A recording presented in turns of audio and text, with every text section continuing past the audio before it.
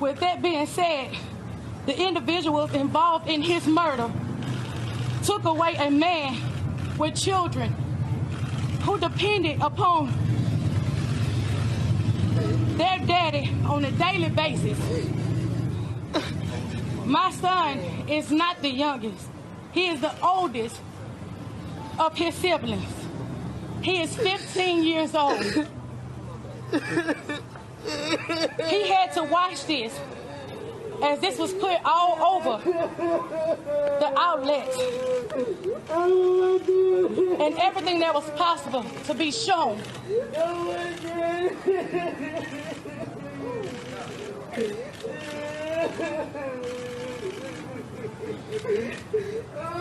And some may know Alton sold CDs and was doing just that, not bothering anyone.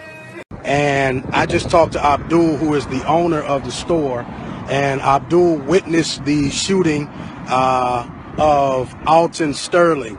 Alton Sterling was a CD man that sold CDs right outside of this facility here in Baton Rouge, Louisiana. The police officers arrived after they had reports that Alton had a gun on him. They showed up. According to Abdul, Alton was trying to find out why the police were trying to arrest him or handcuff him.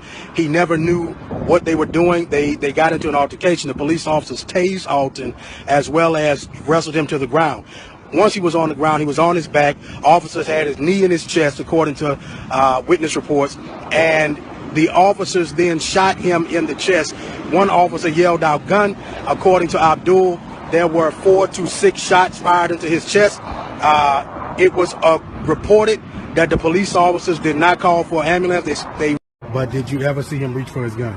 I did not see him reach for his gun. And so you saw... After they shot him and got off, his hand was on the side of him.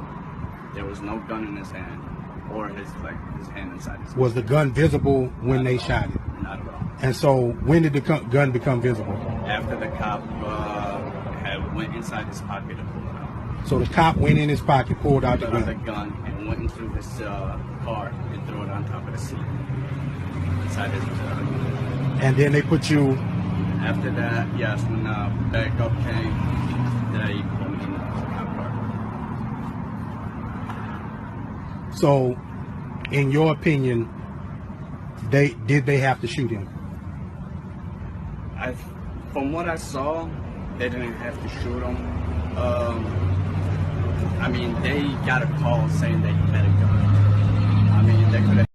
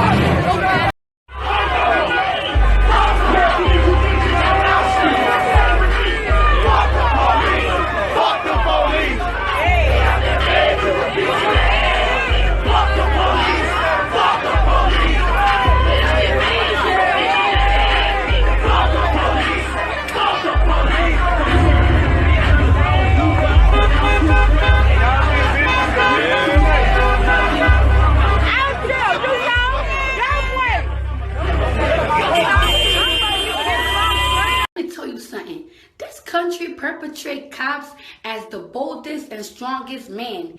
These men are so strong and bold that they were selected to protect our community. Sir, if you fucking scared of a black man that is on the motherfucking floor, you shouldn't be a fucking cop. My nigga, you's a coward. You need to be a fucking cashier in Walmart.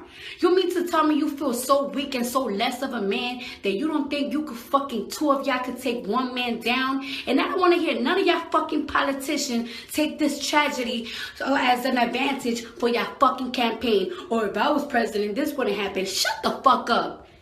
If our fucking own black president couldn't do much about this, y'all definitely ain't gonna do shit about it. Y'all don't give a fuck. Cause y'all not in our motherfucking position. So shut the fuck up. I don't wanna hear none of the bullshit. As an officer yourself, it looks bad, no? You know, I will tell you that it's, Well, can you say the words, it looks bad? I have to say this. This is the problem I have with police officers, and no disrespect to you.